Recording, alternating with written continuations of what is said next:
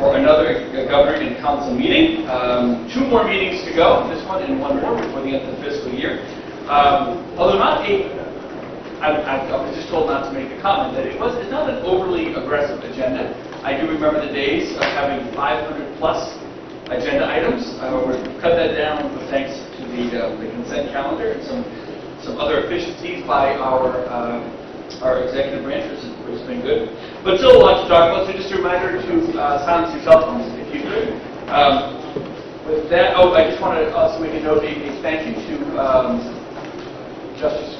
Supreme Court Chief Justice Gordon MacDonald and his entire team for hosting this over at the Supreme Court this morning at the advice of Councilor Gatz. It's a great idea. We had a wonderful presentation by the court, and we just want to thank them, not just on what's happening in the Supreme Court, but Judge King and Judge Howard there, also the Circuit Court, Superior Court, and the administrative courts, which take up a lot of the actual work of the courts. And all the administrative work that goes around them. So again, great presentation on all they do, both within and outside of the walls of those courts.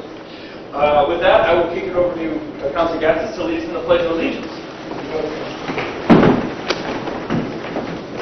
Allegiance to the flag of the United States of America and to the republic for which it stands, one nation, under God, indivisible, with liberty and justice for all. Thank you, Councilor Gatz. This morning we're going to jump right in to our Governor and Council meeting. I'll begin by calling the meeting to order and ask for a motion to accept the meeting minutes from the May 29, 2024 Governor and Council meeting. So moved. Is there any questions or changes to those meeting minutes? Okay, hearing none, all in favor of accepting the meeting minutes as presented, please signify by saying aye. Aye. Any opposed? With that, the meeting minutes are approved. Next, from the Office of the Secretary of State, we have our civil commissions. But I begin by asking for a motion to accept the list of civil commissions. So moved. Motion and a second. Any additional names to place on the list? Okay, hearing none, all in favor of accepting the list of civil commissions as presented, please signify by saying aye. Aye. Any opposed? With that, the list of civil commissions is approved and approved. Next, we have some resignations to accept today. From the Community College System of New Hampshire Board of Trustees, could I have a motion to accept the resignation of Todd Emmons of New London? So moved. Any discussion? Hearing none, all in favor signify by saying aye. Aye. Any opposed? With that, Todd's resignation is accepted. Also from the Community College System of New Hampshire Board of Trustees, could I have a motion to accept the resignation of Holly Novoleski of Newfield? So moved. Any discussion? Hearing none, all in favor signify by saying aye. Aye. Any opposed? With that, Holly's resignation is accepted. From the Higher Education Commission, could I have a motion to accept the resignation of Susan Stubner of New London? So moved. Second. Any discussion? Hearing none, all in favor signify by saying aye. Aye. Any opposed? Susan's resignation is accepted. As a Justice of the New Hampshire Superior Court, could I have a motion to accept the resignation of Peter Bornstein of Berlin? So moved. Second. Any discussion? Hearing none, all in favor signify by saying aye. Aye. Any opposed? With that, Justice Bornstein's resignation is accepted. From the Volunteer New Hampshire Board of Directors, could I have a motion to accept the resignation of Nadine LaMontagne of Litchfield? So moved. Second. Any discussion? Hearing none, all in favor signify by saying aye. Aye. Any opposed? With that, Nadine's resignation is accepted, and that concludes the resignations for today. Moving on, we have some confirmations. I'll begin by asking for a motion to confirm Genevieve Eichel of Portsmouth as the Artist Laureate. So moved. Second. Any discussion? Hearing none, all in favor signify by saying aye. Aye. Any opposed? With that, Genevieve is confirmed. Could I have a motion to confirm Huyen Fowler of Hampstead to the Board of Nursing? So moved. Second. Any discussion? Hearing none, all in favor signify by saying aye. Aye. Any opposed? That Huyen is confirmed. Could I please have a motion to confirm Daniel Foytik of Effingham to the Community College System of New Hampshire Board of Trustees. So moved. Any discussion?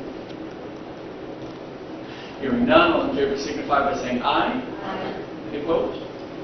That date is confirmed. Could I have a motion to confirm Carmen Lorenz of Belmont to the Community Development Finance Authority? So moved. Any discussion? Hearing none, all in favor signify by saying aye. Aye. Any opposed? Carmen is confirmed. Could I have a motion to confirm Michael Moranti of Bedford as the Deputy Commissioner of the Banking Department? So moved. Second. Any discussion? Hearing none, all in favor signify by saying aye. Aye. Any opposed? With that, Michael's confirmed. Could I have a motion to confirm James Farrar of Andover as the Director of the Division of Administration within the State Liquor Commission? So moved. Second. Any discussion? Hearing none, all in favor signify by saying aye. Aye. Any opposed? With that, James is confirmed. Could I have a motion to confirm Sally Gallerani of Vogue as the Director of User Services for the Department of Information Technology? So moved. Second. Any discussion? Hearing none, all in favor signify by saying aye. Aye. Any opposed? Sally is confirmed. Could I have a motion to confirm Lindsay Courtney of Manchester as a Justice of the New Hampshire Circuit Court? So moved. Second. Any discussion?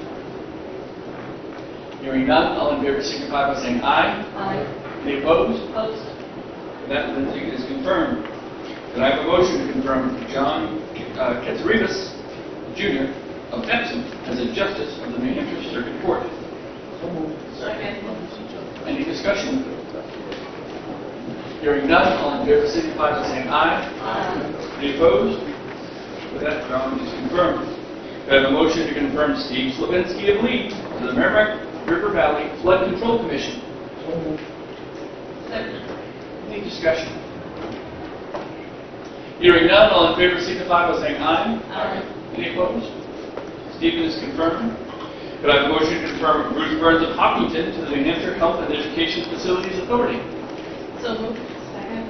Any discussion? Hearing none, all in favor signify by saying aye. Aye. Any opposed? That Bruce is confirmed. And finally, could I have a motion to confirm Madeline Minio of Concord to the Rivers Management Advisory Committee? So moved.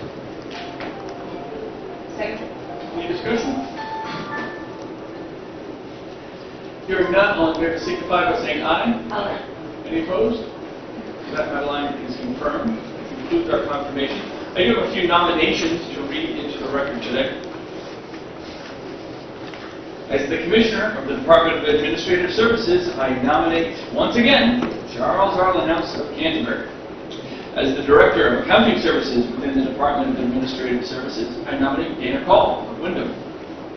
As the Executive Director of the Office of Professional Licensure and Certification, I nominate Deanna Juris of Meredith. To the Nashua Police Commission, I nominate Nicholas Dahl of Nashua. To the Rivers Management Advisory Committee, I nominate Carl Paulson of Dover. To the State Board of Education, I nominate James LeBeau of Hopkinton. To the State Historical Resources Council, I nominate Haley DeYoung of Concord. To the University System of New Hampshire Board of Trustees, I nominate Maureen Beauregard of Stafford. To the Volunteer New Hampshire Board of Directors, I nominate Stephen Epstein of Manchester, Kirsten Farrell of Manchester, and Jessica Kellipolidis of Ware. And that concludes the nominations for today. So moving on to our consent calendar, I'll begin by asking for a motion to adopt the consent calendar. So moved. Any discussion or items to be removed from the consent calendar? Councilor Kenny, 5B and 5C. 5, B, and C. Okay. Any other items to remove for additional discussion? Give everyone a moment. Okay. All in favor of the consent calendar agenda presented, with the exception of items 5B and 5C, please signify by saying aye. Aye. Any opposed? Those items are approved. Council, do you want to vote together or separate? Yeah. Together, okay. Okay, could I get a motion to adopt consent calendar agenda item 5A and B? Okay, oh, sorry, B and C. I'm sorry. Items B and C. We have a motion and a second. Thank you very much. Discussion. These are from the CDFA. Is Katie here? Is the executive director of the CDFA up there somewhere? Katie Easterly Martin? A lot of heads turning. I don't see that she's here, Counselor. Do you want to table these items, or? Yeah, I would like to take certainly questions. Sure. Give me 30 seconds here. Does she have items in the regular agenda? This is from the CDFA? Maybe she's here with us. Okay. Great. All right, well, so we have I'm not seeing that she has additional items here, but, so we do have a motion to table the consent calendar items 5B and C. Is there a second? All in favor of tabling those items B and C, please signify by saying aye. Aye. Any opposed? Those items are tabled. And we can just let her know that those items are tabled. As well as Council Kenny.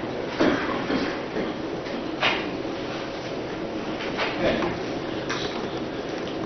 So moving on to our regular agenda, I'll begin by asking for a motion to adopt agenda items 6 through 7A for the Department of Health and Human Services from the Office of Health Equity. So moved. Second. Any discussion? Mr. Kenny?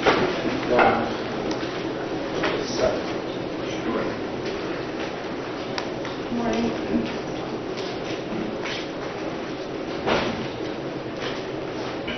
Lori Weaver, Health and Human Services Commissioner. Morning, Commissioner, how are you? Good morning, well, thank you. So, I just had a couple of questions on agenda 7, with regards to the settlement program for refugee settlement for folks in Afghanistan. When it describes the Office of Refugees Resettlement, is that a state or federal office? Sure. Hi, good morning. Pam Andrews, Assistant Commissioner. The Office of Refugee Resettlement is federal. Okay. And so the next question is, how many refugees will participate in the resettlement here in New Hampshire? I believe this is what, for the next 3 years? Sure. So this supports about 350 eligible individuals. Those that arrive and are here. It's hard to tell with Afghans and Ukrainians exactly how many are coming to New Hampshire because it's fluid and get the numbers in real time. Lauren McCosh, the interim director of the Office of Health Equity for New Hampshire, can answer that. But basically, we're sponsoring individuals. We have families throughout the state that we're sponsoring Ukrainians, and they're offered to have those Ukrainians come and stay with them, but then we don't know until they arrive whether or not they're here. So it's hard to say that number. It's similar to Afghanistan. So is the eligibility based on the amount of use of these families have? No, it's more with the Ukrainians. It is about family sponsor, about individual sponsors, and we have more sponsors than those individuals coming to the state with the Ukrainians.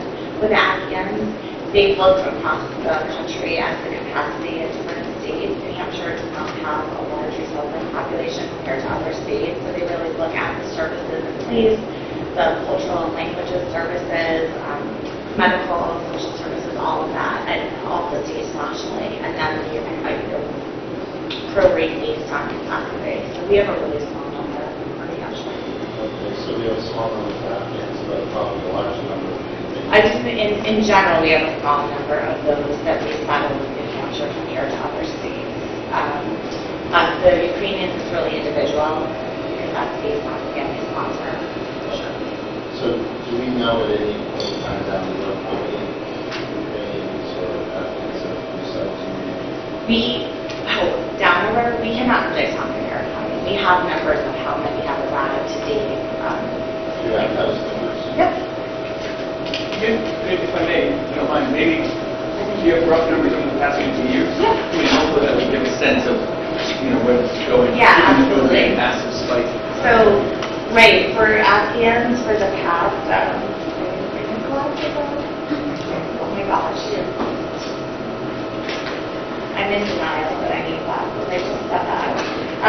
So, in 2022, we had 180 Afghanistans arrive, and then we had 25 in 2023, these are fellow fiscal years, by the way, so it's October 1st to September 30th. And then so far in 2024, we've had 16. And that doesn't include those that haven't migrated out as well, some arrive and then don't necessarily say that they find family or friends in other states. And then with Ukrainians, we have so around 124 that we know arrived in 2024. And just of the note, with Ukrainians, it's only those that are seeking services through our refugee resettlement agencies that we actually know about. There may be other Ukrainians that arrive to stay with friends and family in different communities that don't seek services, maybe working remotely, may not need the different social services and medical services provided. So there could be a larger number of Ukrainians that we just aren't aware of, but that's nationally, not just in New Hampshire. And then 165 that we know of in 2023 and 14 so far in 2024. And clearly by what's going on in Ukraine, we don't necessarily have any indication of when that conflict will stop or what that means to the Ukrainians. So it's safe to say that we're at less than a chance of the future of Can you get a little closer to the mic, Oh, please? sure, sorry. I'm not sure that we know that, to be honest. It seems to have dropped down clearly with Afghans, but not necessarily do we have information on Ukrainians. I don't know, Laura, if you have any other. Yes, good morning. As Commissioner Landry said, it is difficult to project. A significant number of Afghans have actually migrated, and going forward, we're about to go through our consultation process. It's an annual process where the State Department proposes numbers. I have yet to receive those, but I anticipate receiving them over the next 3 weeks. So I guess my question again is, we anticipate the Afghan numbers being reduced versus Ukrainian numbers, and that we're going to go on conflict, Ukrainian numbers will probably be larger. Yeah, so based on, as of today, we know the number of sponsor applications for Ukrainians, and as Commissioner Landry said, those are individual sponsors that have to raise a certain amount of money. And so as of today, we know the number of sponsor applications. Again, it's hard to project exact numbers.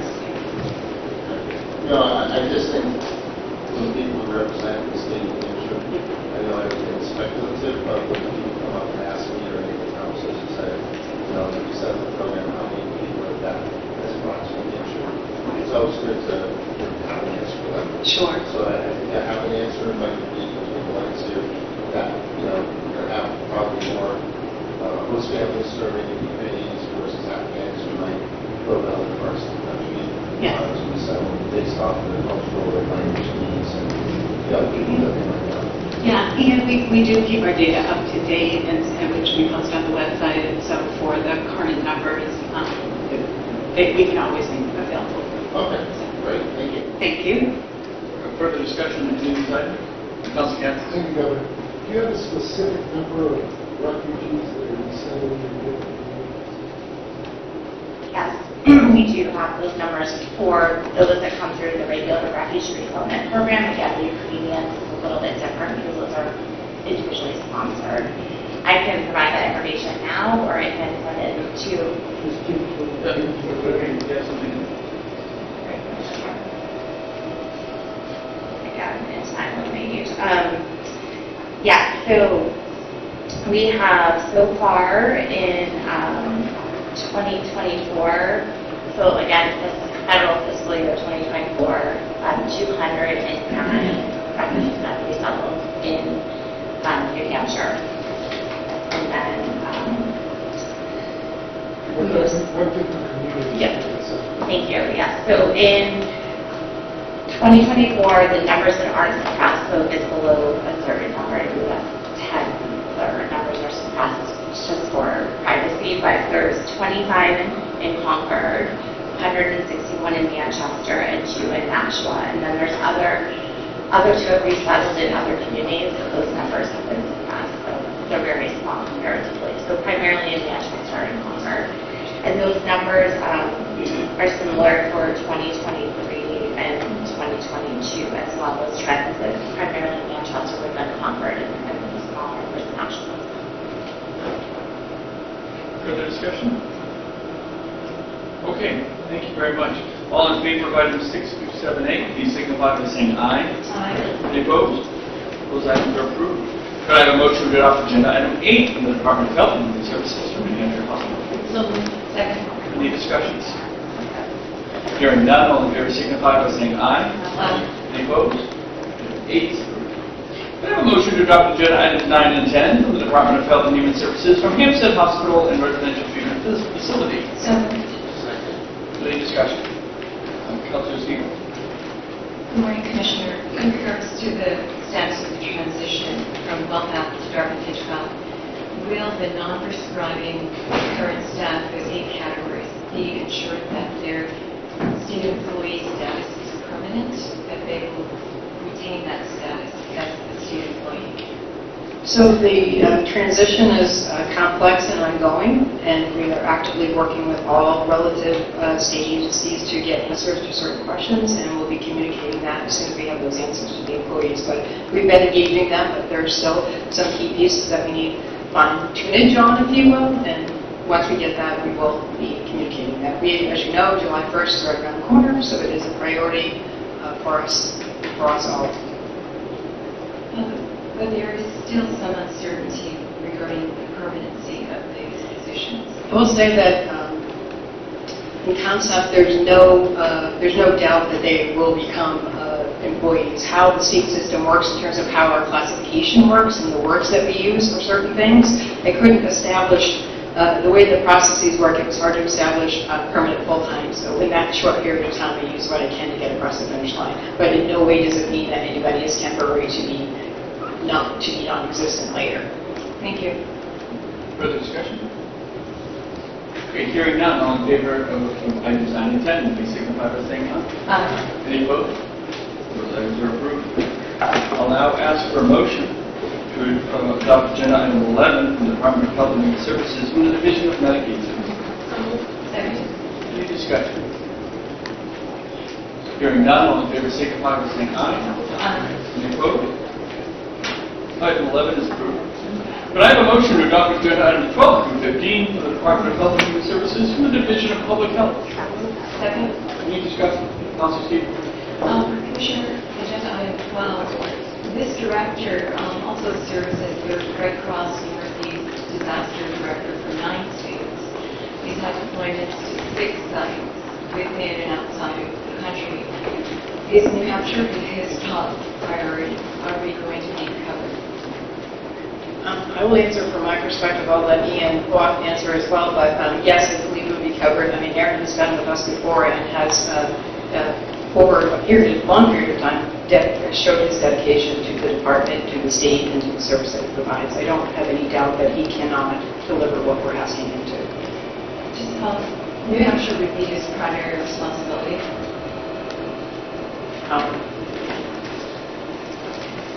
Councilor Ian Watt, Director of Health and Health Services. So the contract states clearly the responsibilities for Commander McIntyre in this role. So we have every expectation, but based on conversations we've had in our relationship to date, this would be his priority and it's good role. Thank you. Further discussion on any of these items? All in favor of items 12 through 15, please signify by saying aye. Any opposed? Those items are approved. Could I have a motion to adopt agenda items 16, 17, and 18 from the Department of Health and Human Services, Department of Health and Human Services, from the Division of Children, Youth, and Families? Any discussion? Hearing none, all in favor signify by saying aye. Any opposed? These items are approved. I have a motion to adopt agenda items 19 through 30 from the Department of Health and Human Services, from the Division of Behavioral Health. So second. Any discussion? Councilor Warrington. Item number 29. Now, there have been some questions raised about this contract. As I recall, when we talked about the prior Unite Us contract, that there was discussion that that service would replace this one and eliminate the cost there. So there have been some questions raised about this, and I'm just wondering if you could sort of explain what's going on. Good morning, Katya Fox, Director of Division for Behavioral Health. And it can be somewhat confusing, but they're separate contracts, separate functions. And so when you think about when you call for an emergency, for an ambulance, a police fire ambulance, you call 911 and then they deploy to your wherever you are. That is what CareLawn does with our rapid response. So someone who is having a behavioral health crisis will call the 833 number or 988 number, and there will be that receiving center, call center, that takes the call, and then they do a deployment. Once you do that, perhaps you end up in the hospital. When you're in the hospital, you end up getting your record through an electronic medical record. And so then people within that hospital system and your PCP has access to that record. That function is closed loop referral. It's the best way that I can explain how they complement each other, but are very separate and distinct technology and mechanisms and systems. So when we had the original discussion about Unite Us, I think there was discussion that this cost would go away and be taken on by Unite Us. Is that not?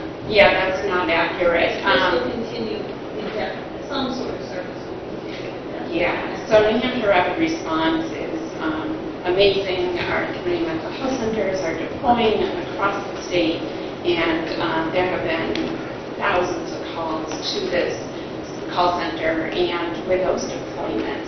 And so that's a critical function, and we obviously will go out to bid at some point in time for that, which is separate from the closed loop referral.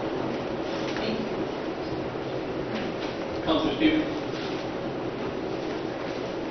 Commissioner response.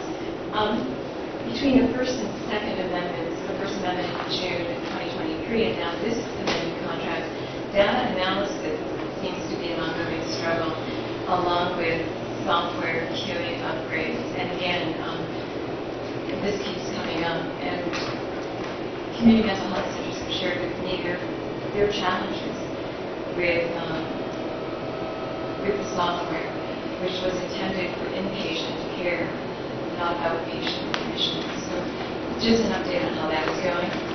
Sure, and that's why you see this year is that actual portion continues in this contract because of the need to continue to have that systems improvement. And we know it's an area of struggle, and we've been working closely with CareLawn and with the community mental health centers to have it be a smooth transition.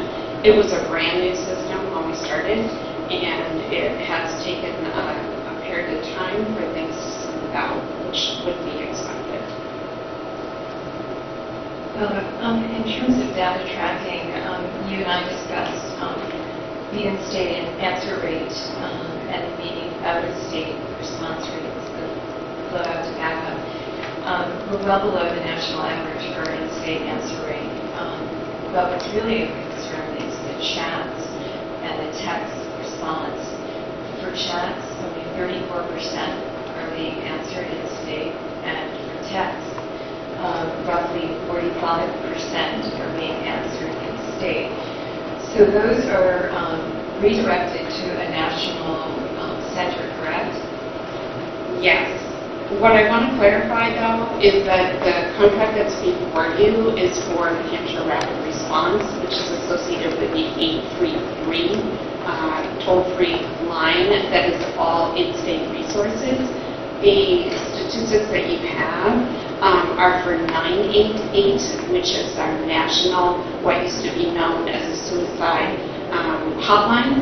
And so Caroline is our backup to Headrest, which is the primary for responding to the 988 calls. And yes, that's why we have been before you previously to talk about the need to really staff up to be able to increase those answer rates in state. And the latest is that 988 at the federal level, they are looking in the next year, probably going to be a little bit longer, to be able to have that geo mapping, which has been a struggle. I remember talking to you about this at a breakfast meeting in London a couple of years ago. And now that, once that happens, we may be able to collapse everything right into that 988 number. So right now, the numbers that you're citing are specific to 988. With our 833 number, the in-call answer rate by Caroline is over 90%. But for texts and chats, that's being tracked as well. Where do we stand with that response rate? So I have to get back to you on that. I know I sent you a lengthy response this morning, and it may be in there, but I'll double check. Final question. Several of my community mental health centers have referenced that from the time a call is made to Caroline and by the time it reaches the community mental health center, the access point, it can be up to 20 minutes. Is that accurate? Again, I don't have that right before me, and of course that we need to shorten that. But again, I'll have to check to see what that number is, what that time frame is. Thank you. Further discussion?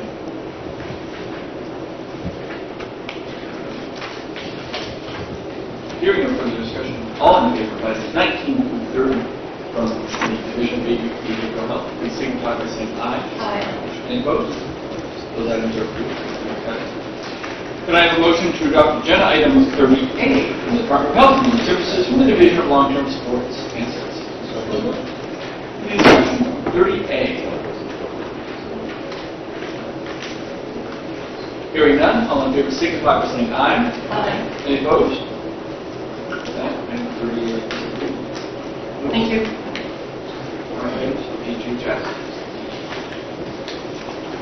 Moving on, I'll ask for motion to adopt agenda items 31 through 42 from the Department of Transportation, although please note that item 34 is not being used. Second. Any discussion on these items? Councilor Kennedy.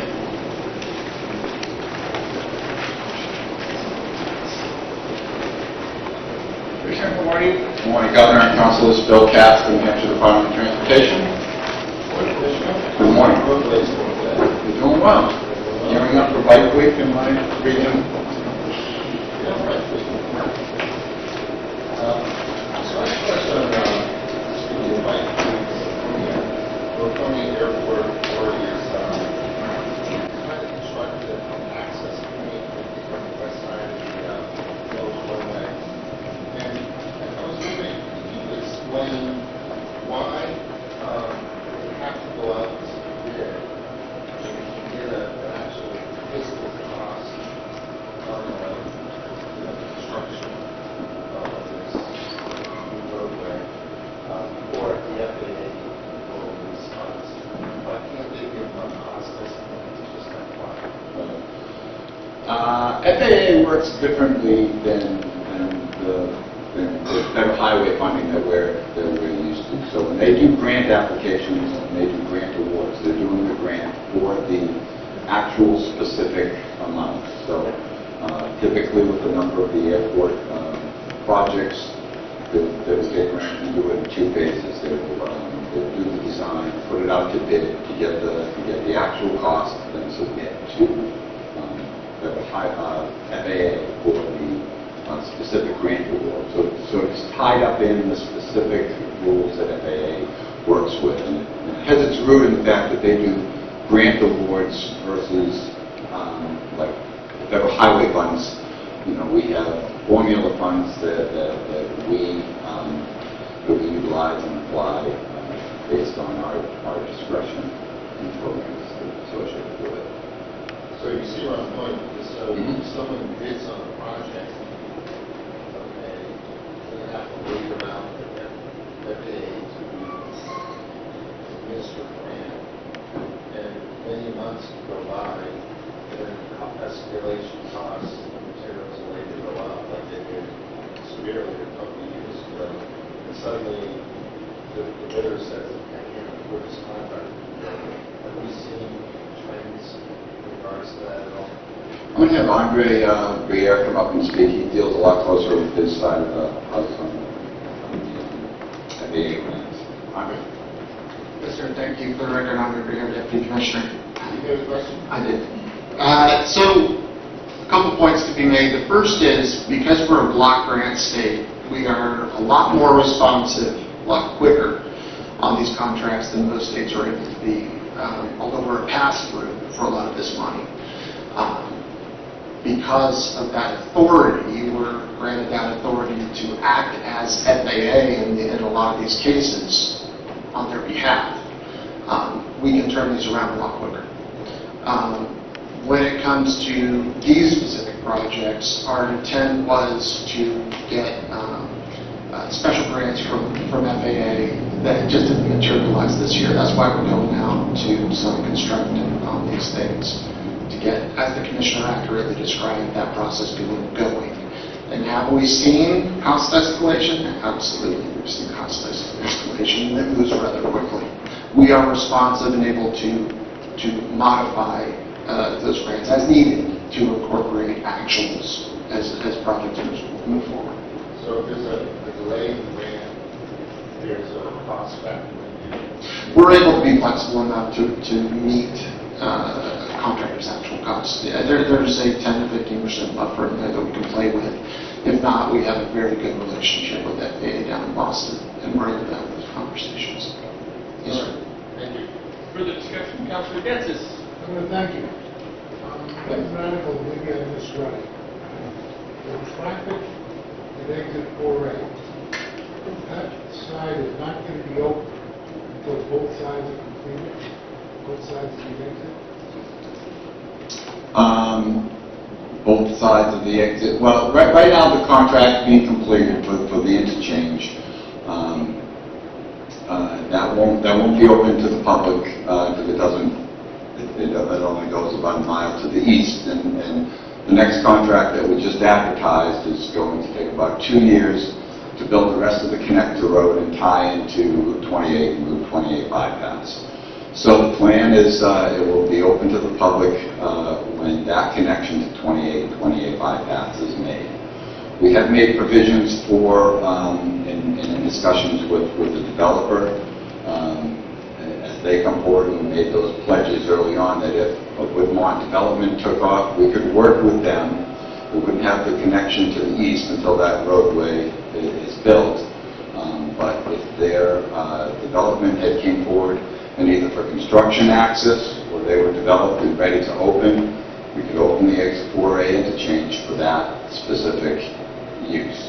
And we have all the signs installed as part of the A project, and we'll be ready to do that. The current discussions that we've had with the pending developer looks closer that their time frame is going to be pretty closely aligned with the Beek project construction that will be going on over the next 2 years. Does that answer your question? Well, it sort of does, but it doesn't really relate to what's going to happen once that site is completed. Are they going to have access easterly direction or the westerly? Oh, for the overall project, I'm sorry, now I understand. No, the overall project, it's only access to the east. It's only access to the east. So the west side is finished. If any connection to the west, we'd have to go back and reopen the environmental documentation and the NEPA process, because that was permitted particularly for just the access from exit 4A to the east into Derry and Londonderry. Okay. Can we give a quick pause? We have some friends here, and I know they're itching to move on. No, that's okay. Who do we have with us today? Upper Bell Christian Homeschool Group. Upper Valley. Where are you guys located? What town? All over. From all over the Upper Valley. Okay, so, well, I'll take this one. Good morning, guys. Everything good? You're still in school. That was a trick question. You're really not in school. This is great. So we have our 5 executive counselors that represent, much like your school, all over, right? So from District 1, from the North Country, we have Counselor Joe Kenny. From District 2, we have Cindy Warmington, representing kind of more of the middle and western part of the state. From District 3, we have Counselor Jan Stevens from down on the seacoast. From District 4, we have Counselor Gatsis from the greater Manchester area. And from District 5, we have a homeschool dad, and a homeschool dad, by the way. Counselor Wheeler from the kind of Nashua and southern part of the state. So good to see everybody. You enjoy the tour? Do you have any questions for the Commissioner of Transportation? Was the ride on the bus here smooth? Smooth ride? Yeah? And you get ready for summer? And you'd like to visit the beach? Well, coincidentally, we have our Commissioner of Natural and Cultural Resources, who's the Queen of Parks, as we like to call her here. The beach is ready, Commissioner. They're ready. We can't wait to see you there.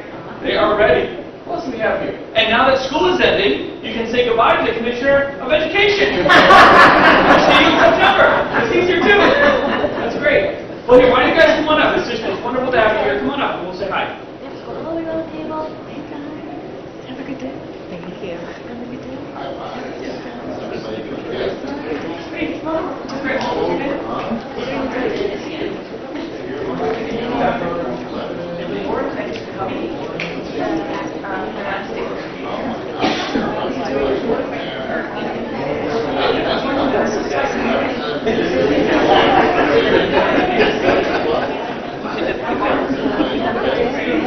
I know, yeah.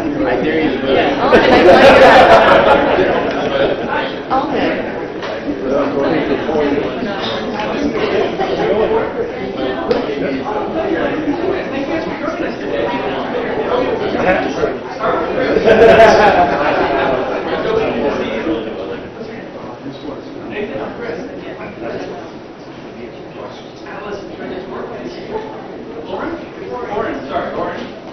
Sam, good to see you. Oh, that's good. Nice to see you. That was Chris, good to see you. Pleasure. Hi. Pleasure, good to see you. Good to tour. Okay, Commissioner, come on up. I didn't remember. No, perfect. Those kids, they got places to go. They got to do what to do.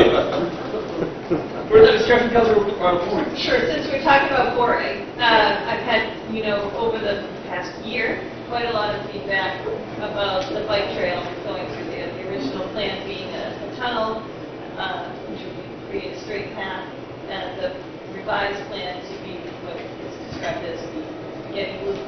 And specifically, the concern was that these folks had been reaching out about when they could have input in the federal process, and we're told that they didn't have this matter in front of them yet, that the department submitted it on the 12th of May, and the federal government approved it on the 12th of May, so they feel like they never got a process. I'm just wondering if you could just address the process, the opportunity for input on this particular concern. Sure. Thank you, Councilor. We've been reviewing the modifications of the trail design for a number of years through a very public process that afforded a lot of opportunity for input and consideration of issues. What you're referring to was the final sign-off from Federal Highway as we advertised the B project in early mid-May. Final documents were all signed and executed as part of advertising the project. Leading up to that final sign-off and execution of those final documents was a very robust review process with the Natural and Cultural Resource Agencies that dates back a year and a half. I have the dates in front of me, but we were January in the Cultural Resource Agency meeting, and I should point out that the trail advocates were consulting parties to the Cultural Resource Agency review process, so they were involved in all the meetings, they received all the minutes, they had their input vetted and responded to, they had received final plans as part of the review process throughout. So I'm confident, and that's also just a federal process, but there was a very public process too, with several public informational meetings, review with the Derry County Council, and there was a bill introduced to the legislature on this topic in 2023. So it was very well vetted across all fronts. And I feel that they've certainly been involved and had every opportunity and seen all the plans. So I think it's a little disingenuous, in my opinion, to say that they hadn't been able to see or comment on that information. Like I said, the reaction was to, at the end of this whole process, there was a final sign-off from Federal Highway on the final documents that had been discussed for months or years. And thank you. We've been talking about this for a long time. But specifically, I just want to ask, on the 12th of May, when you submitted, was there supposed to be an opportunity for public input before the feds made a decision on that? I believe that public input came through the Cultural Resource Agency review process and the consulting parties being part of that. Thank you. Other Stevens? So as part of the reevaluation process, you had to hold a certain amount of public hearings regarding the Derry Rail Trail. How many of those meetings did you hold? I can remember 5 or 6. How many public information? Yes. We had at least 2 formal public informational meetings on it. As far as the Cultural Resource Agency meetings where it was discussed, there were at least 6 along those lines, and I know several meetings with the Derry Town Council and HB 506, which got debated quite extensively with the legislature. I think they had 3 individual work sessions around it as well too. So. State agencies that were responsible in the approval of this project, how many were there? Pardon? How many state agencies here in New Hampshire were involved in the approval process?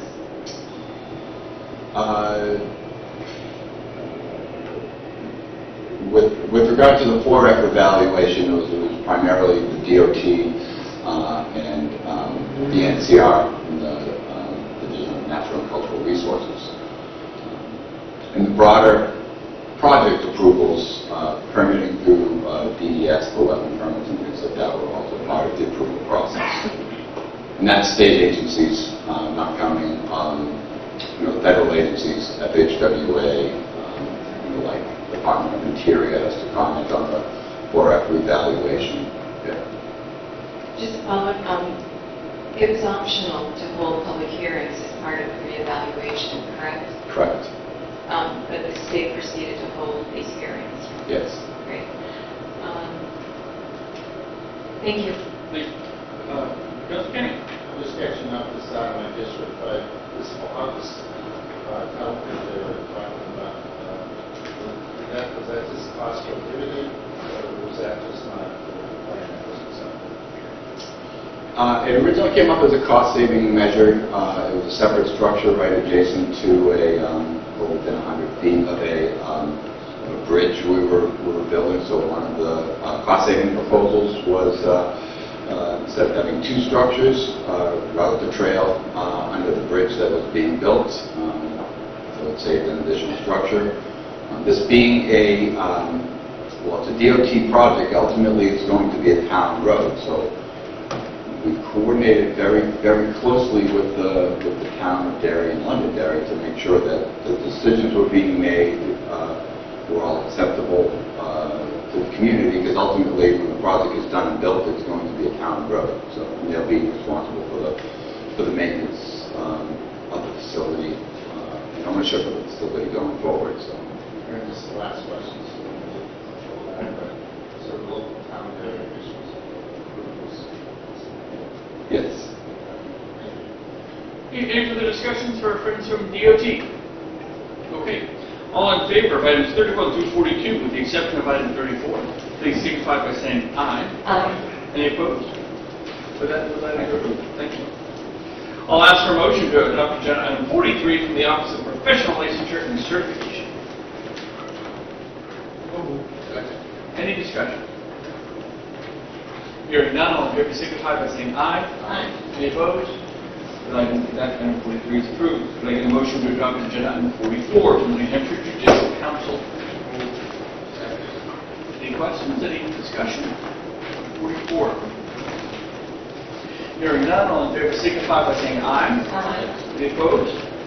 44 is approved. Could I have a motion to adopt agenda item 45, agenda items 45 and 48, from the Department of Military Affairs and Veteran Services?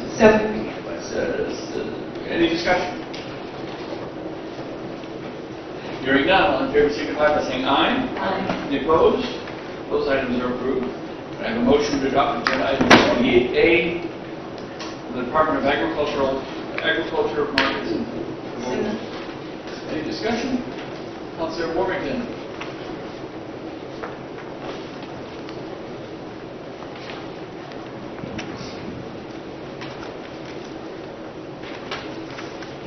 Good morning. Thank you, Commissioner. At our last meeting, you talked about coming up with some ideas about how you might spend the excess funds that are not allocated out in the crop loss program. I'm just wondering if you have any updates. Well, I have spent a lot of time reaching out. I have a number of proposals that have come in. I'm sending those to Gopher for vetting, and so there are some that, nothing that has been 100% approved yet.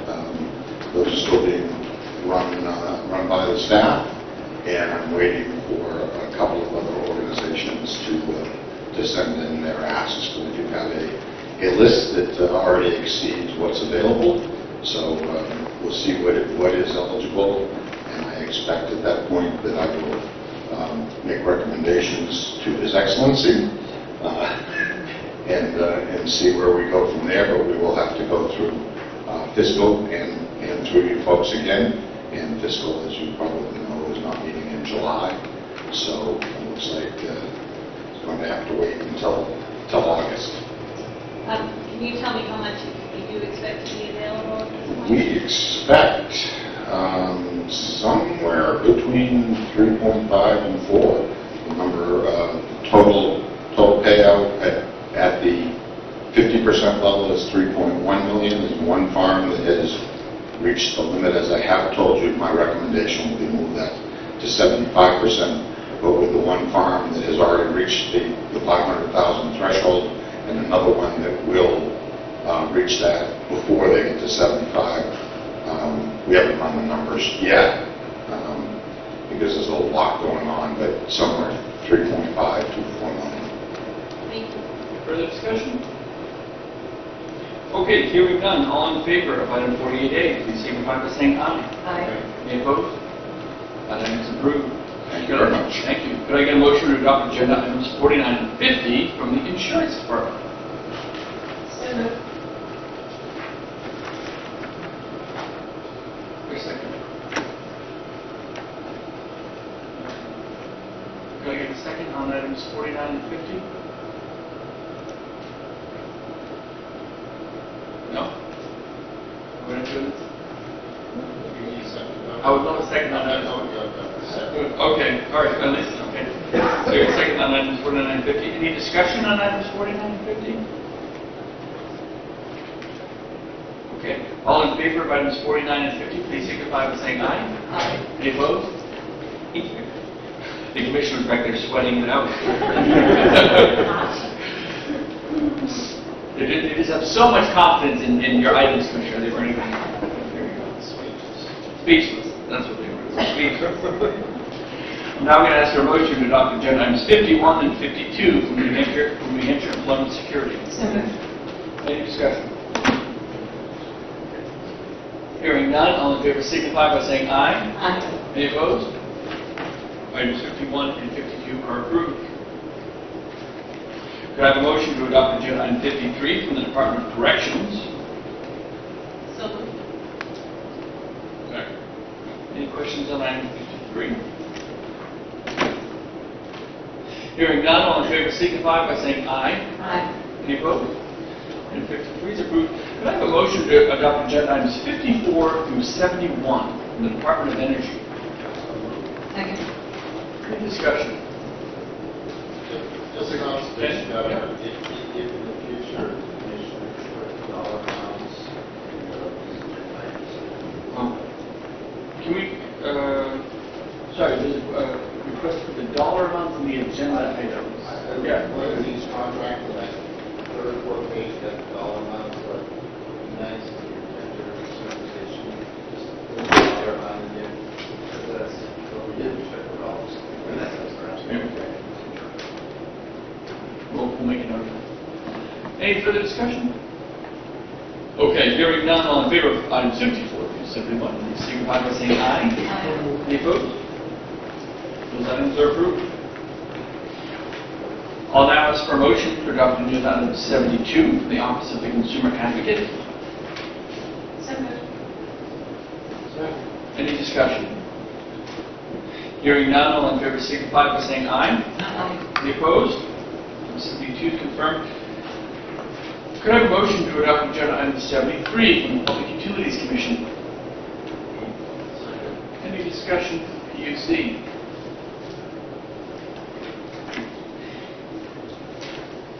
Hearing none, all in favor signify by saying aye. Aye. Any opposed? 73 is approved. Could I get a motion to adopt agenda item 74 from the Fish and Game Department? So moved. Any discussion for Fish and Game? Hearing none, all in favor signify by saying aye. Aye. Any opposed? Item 74 is approved. Could I get a motion to adopt agenda items 75 through 77C from the Department of Natural and Cultural Resources? Second. Any discussion? Councilor Stevens.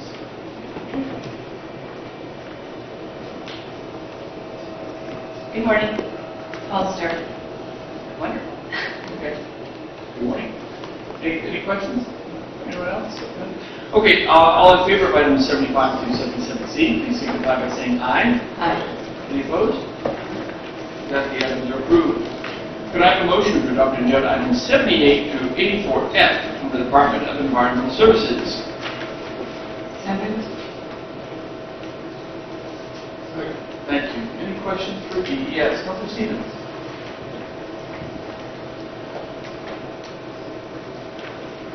Good morning, Governor Councilors. Bob Scott, Department of Environmental Services. Agenda item 84A and 84B, you and I briefly touched on it.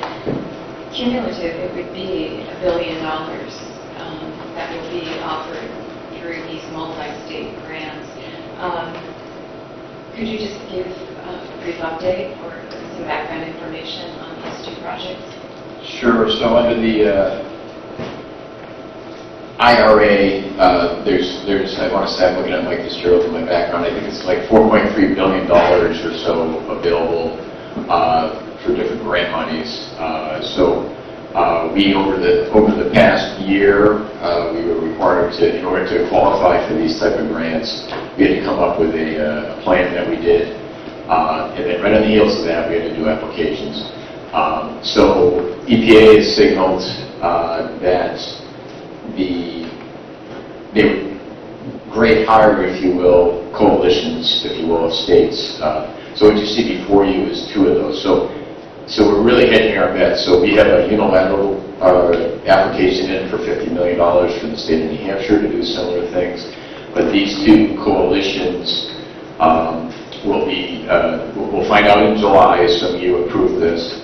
Part of the package, the two coalitions requires that the states agree to agree, basically. So these are non-binding in any way for the state. They provide no obligation for the state, but this is one of the requirements of the grant that we agreed to assume we're awarded something to work together with the other states. So this is really, there's two of them. One is headed by Hawaii. My staff has volunteered to go there, but I said no.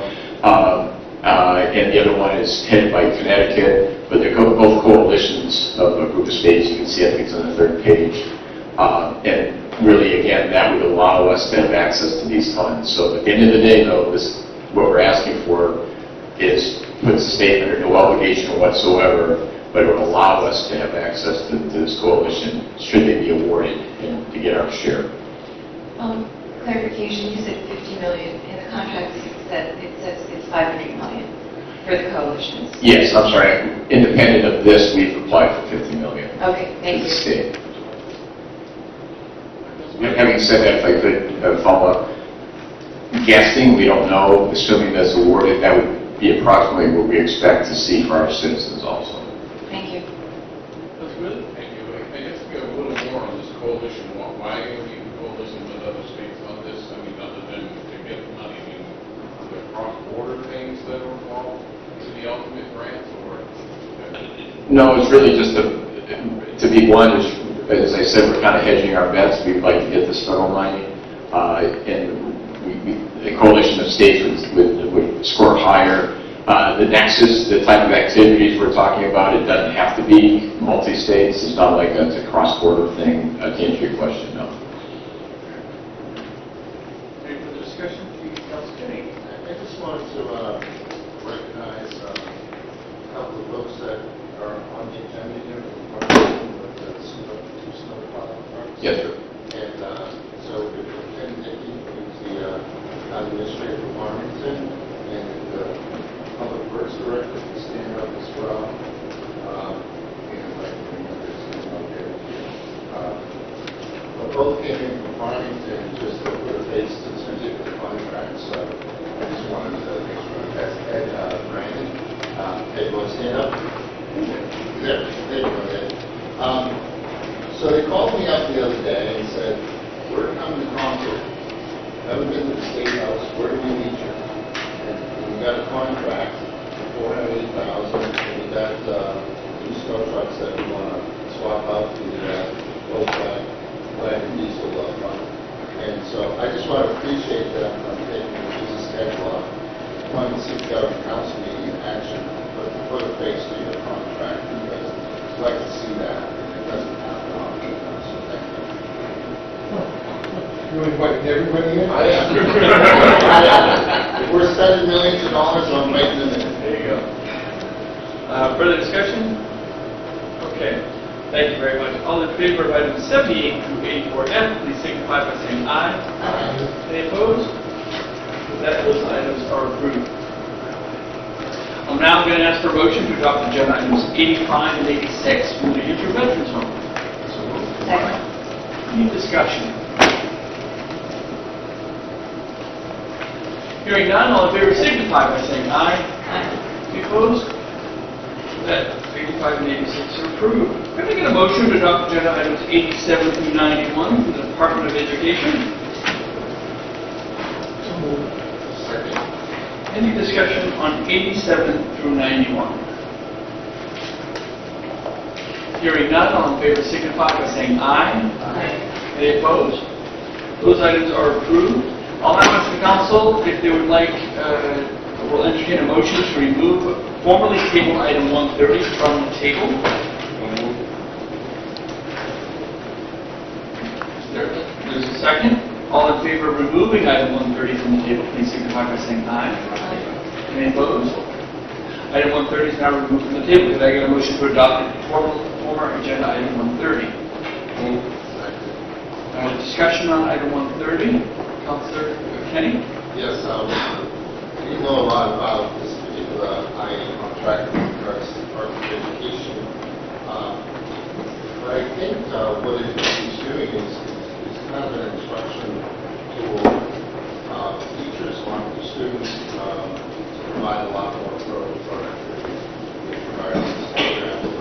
And my superintendent forum, who I spoke to the other day, is tremendously in support of this contract, and it's going to have an impact on our educational system. And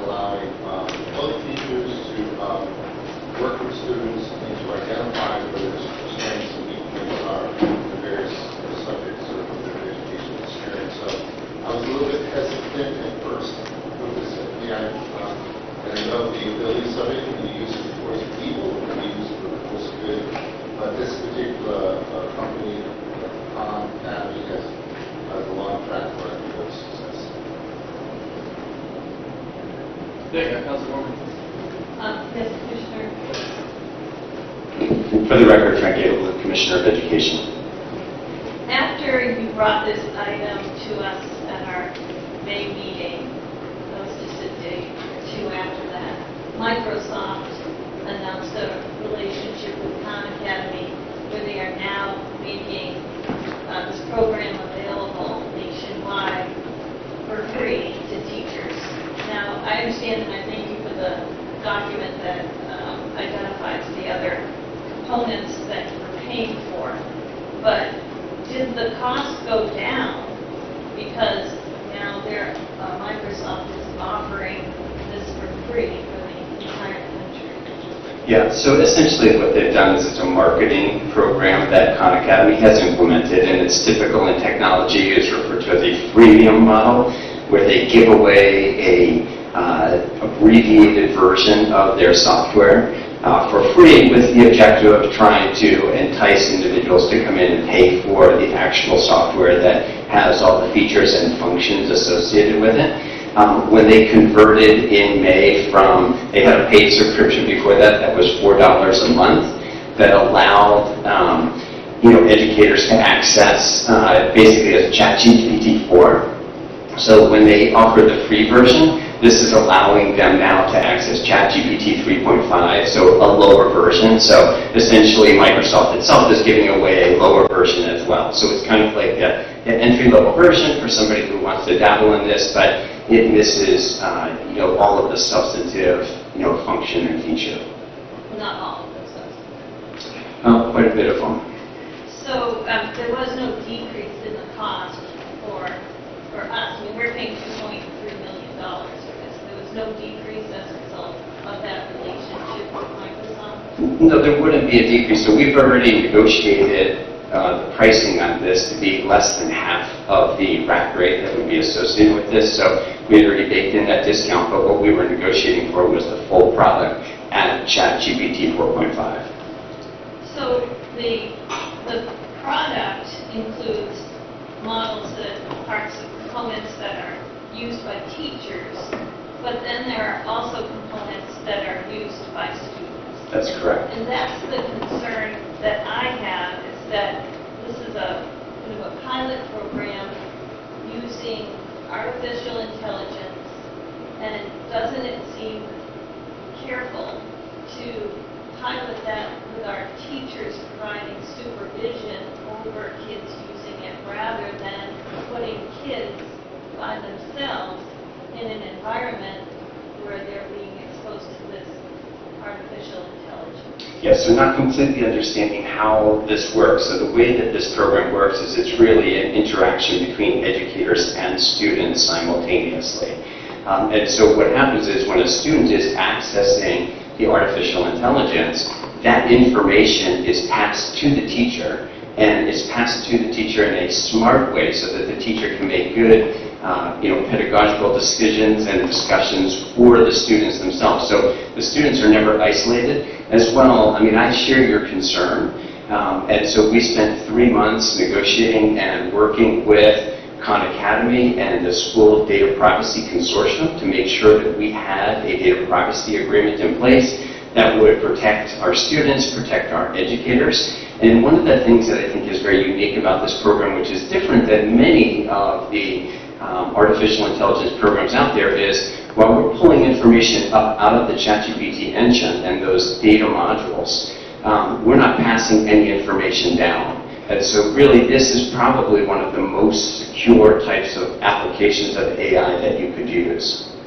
So I just see on this sheet that you provided that there's Migo for teachers, and then there's Migo for students for one-to-one tutoring.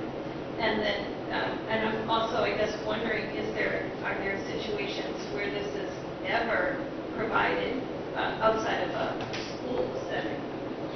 Yeah, so we're offering this program to all of our students. The way that it works is similar to our programs that we have with Tutor or Discovery. And so what happens is we go in, we have a relationship with the school, they sign off on the data privacy agreements, and then we roster those students through the learning management systems in the schools. And so the students will have this just like they have other icons, so the school tools and resources on their student page. This will be one of the icons on that page that they can access.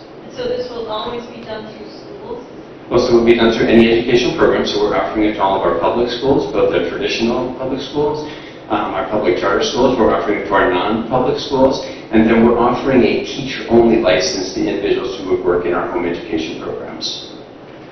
So students could be accessing this at home? In the So actually, when a home education student, that would be a teacher license that they would have, so they wouldn't have kind of that same relationship because they wouldn't have that same need of the teacher having a larger cohort of students.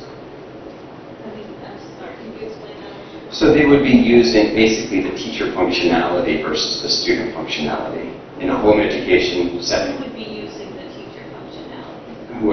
Whoever's conducting the home education. So the parent? Or Correct, the parent, or if they're in a cooperative setting, or if they're using some kind of a tutor. So, you put some guardrails around this so that students are protected in the school environment. What guardrails do you have to make sure parents understand the risk of leaving their kids alone in an AI environment? Yeah, so first of all, just to be clear, so the students today are already able and are, in many cases, are accessing AI. They're doing it not in any type of an environment that has guardrails in it. This environment already has those guardrails built in. So we think that the product that we're rolling out to the students provides the appropriate guardrails for those families and those students. And since you negotiated your data privacy agreement before Microsoft engaged in this relationship with Khan Academy, what do we know about that relationship and whether there will be any information shared or garnered by Microsoft by students that are participating in the program? So again, going back, that's the way that we've structured this deal. So the Conmigo platform sits on top of the data models, and we're pulling information out but not passing through identifiable information. So those protections already exist in this platform, irrespective of the underlying AI data models that are being used, whether that's Chat 3.5, 4, 4.5, or if somebody were to use some other type of generative AI or some other AI model. And just going back to the home environment here, we have students what are you doing to alert the parents of the risk that their kids are going to be working in this AI environment? Yeah, so the risk exists, and that we actually have a website at the state called StopScrolling.com that rolls out a whole litany of risks that exist for students relative to being in that online environment, whether that's specific to AI or that's a lot of the other social media platforms that students are on. So we've got a lot of resources and educational materials that we've made available. And then as individuals sign up for the Conmigo platform, we've got specific training modules so people understand how to use the tool, and that includes kind of the safety and the use of it. So. Further discussion? Council Kenny. Yes, Commissioner, can you explain the role of this convention in small essential services and practice Well, so the feedback that we've gotten and we've had conversations with a number of school districts, including Gorham, across the state. Really what this does is it allows our teachers to have a tool that takes some of the mundane tasks away from them and lets them focus on the high-value tasks of working with their students on the areas that they're struggling with. And so when you get to those rural districts that may be resource constrained, this is a tool that theoretically is going to help them be more productive. Where this has been piloted in other states, there was a pilot in Indiana of the technology, and the teachers there reported that they gained at least 5 hours a week of work or time that they could dedicate to what they believed was more productive activities. As a state, New Hampshire would be able to hear using Academy AI tools, or other states So there are many other states that have been working with the technology and using the technology, not at a state level, but as I'd like to point out to people, the whole state of New Hampshire is as large as some school districts in other states. And so we will be the first state-level contract with Convigo. But there are other students and other districts that are as large as the state of New Hampshire that are using it already. Thank you. Any further discussion? I do just want to say, Governor, that I did reach out to educators who have used the program before. They were very complimentary of the program, and I am supportive of teachers having access to this tool and students having access to it in a supervised environment. I am concerned about students being able to be in this environment unsupervised, and a little bit concerned that we are the first state to be venturing into this world. Thank you. Thank you. Councilor Katie? I just want to make a point, Governor. New Hampshire has always been a part of the state of any and every type of programs because we know each other, we're small, we're nimble, we can vet it, the program out there. Okay, all in favor of item 130, please signify by saying aye. Aye. Any opposed? Stay. Any I'm sorry, Council Gadsden. So that 3 to 1, the item is approved. Thanks.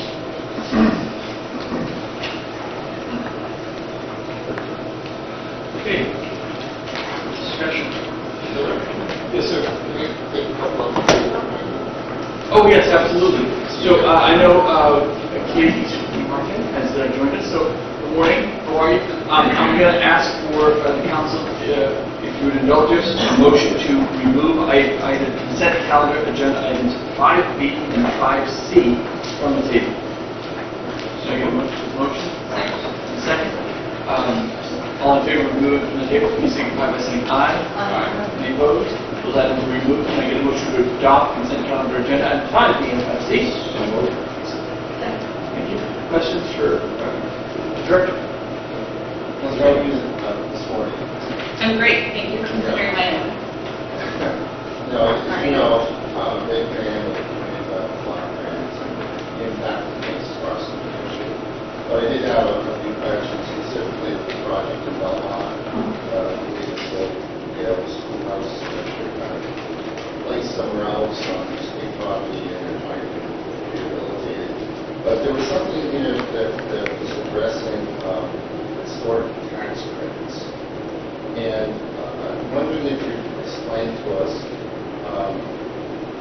there was a lack of attraction by investments to the historic tax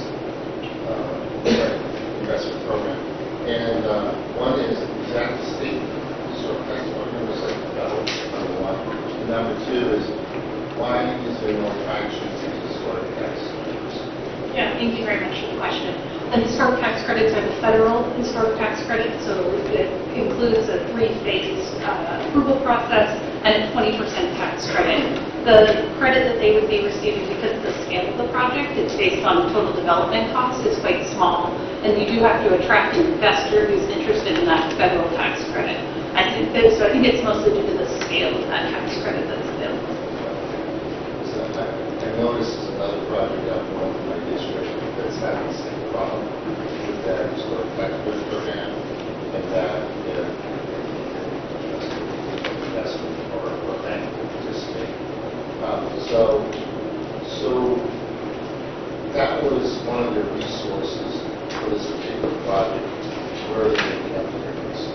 Yeah, so the historic tax credit is most attractive to investors if it has another tax credit associated with it. So that could be a state historic tax credit, sometimes that could be considered, or in this case, it would be the new market tax credit. So this property actually, in the last evaluation, which happened over the last 3 or 4 months, was included in the new market tax credit district. There's an allocation of those new market tax credits that was received and is able to be invested here in New Hampshire. So they've applied to that to Evernorth, I apologize. And so the combination of that new market tax credit, which is also a federal tax credit, plus this small historic tax credit will be enough to attract an investor. So it's just taken longer to put their financing package together. Again, I just wanted to understand that a little bit better. My second question is on, or follow-on question on 5C, is we're now investing in what I believe is an infrastructure project. Is that, or I guess in this case, it's a pump station improvement project. Is that something we do with CDFA? Is that a regular project that we support? So we invest in what are considered community-wide projects if the majority of the individuals who reside in that community are low and moderate income. There's only a handful of communities that fall into that category, so you don't often see those projects in front of you. But in Bristol, this is a qualifying community, so the cost of, in this case, replacing their pump station is eligible for the community development block grant. So if I go to my community and they want to replace their pump station, approach them to you? Why don't I first send you that list of communities that are 51% low and moderate income in terms of their residents, just so we're reaching out to the appropriate communities for eligibility.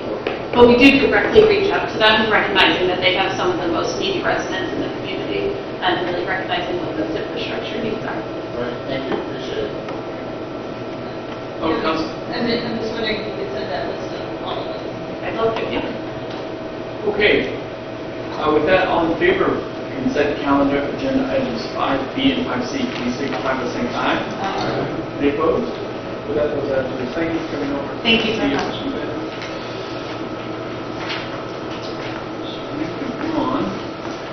Moving back to item 92, from the New Hampshire Lottery, could I have a motion to adopt agenda item 92? Any discussion? Councilor Gatz, the director is here.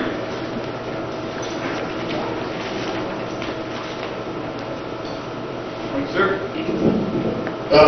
Good morning, Governor and Council. Charlie back there, New Hampshire Lottery. Council.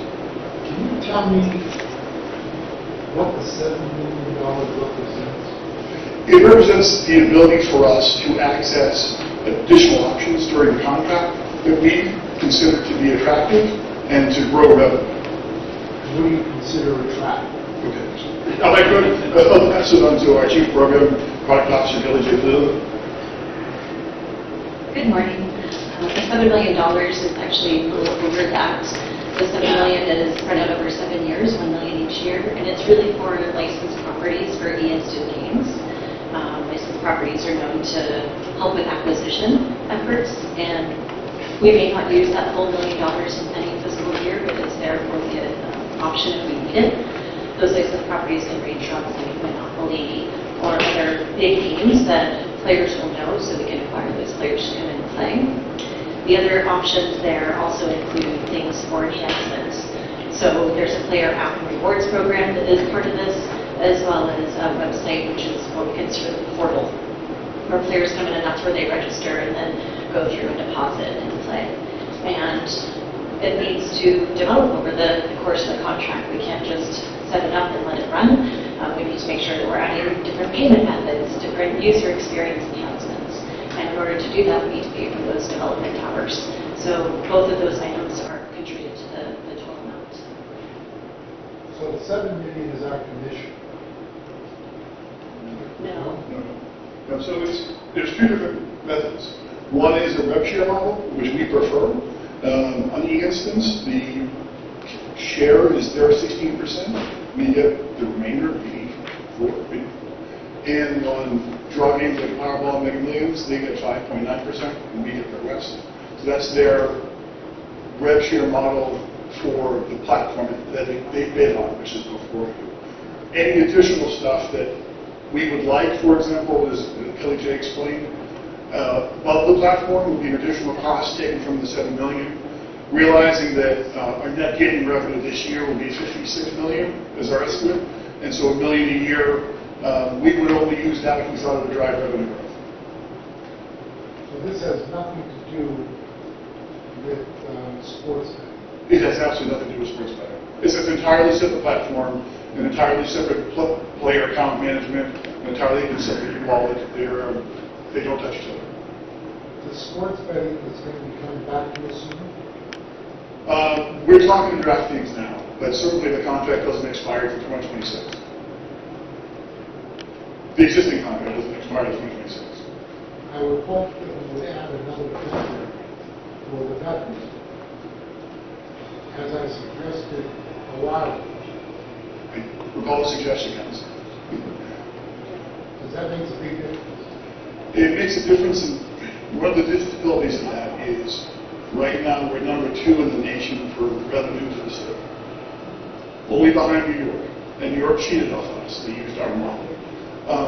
And so it's a difficult conversation when there are other states that have multiple vendors, or get 1/4 or 1/3 of what we yield. What makes it more difficult is the law is clear on this, that we are required to do what is the best financial interest of the state. And so we will look at it, but certainly the law is written the way it is. But you don't know if it's in the best interest of the state unless you have 2 vendors. I look at the universe and I see that we're number 2 in the nation. And math is what you think. We're $20 per capita, Massachusetts is 14. And so they have multiple vendors, we have 1. And they're behind us.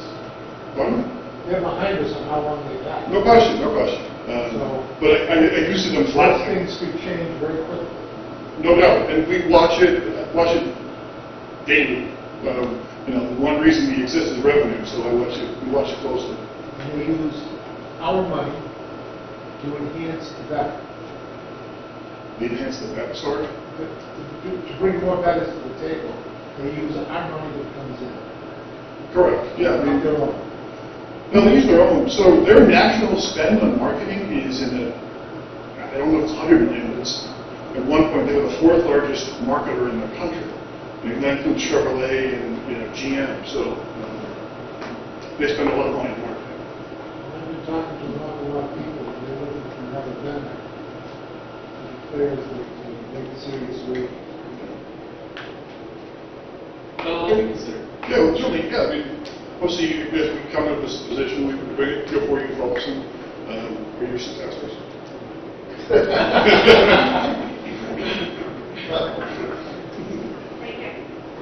Further discussion? Okay, all in favor of item 92, please signify by saying aye. Aye. Any opposed? That item is approved. Could I have a motion to adopt agenda items 93 through 96 from complete status of training? So moved. Any discussion? Hearing none, all in favor signify by saying aye. Aye. Any opposed? Those items are approved. Can I get a motion to adopt agenda items 97 through 102A from the Department of Safety? So moved. Any discussion? Hearing none, all in favor signify by saying aye. Aye. Any opposed? Those items are approved. Can I have a motion to adopt agenda items 103 through 105 from the Department of Justice? So moved. Any discussion on 103 through 105? We'll take 106 separately. Hearing none, all in favor signify by saying aye. Aye. Any opposed? Those items are approved. Could I have a motion? Could I have a motion to reject the petition of Stephen Spencer for a pardon hearing? Survey 26. Deny the request for a pardon hearing for Stephen Spencer. So there's a motion to deny. There's a second. Second. And a second. Any discussion on item 106? Hearing none, all in favor signify by saying aye. Aye. Any opposed? The request for the petition has been denied. I'll now ask for motion to adopt agenda items 107 through 124 for the Department of Administrative Services.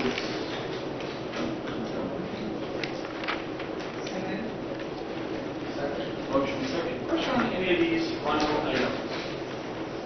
Councilor Gatzis? Confusion? No. Sherry's here.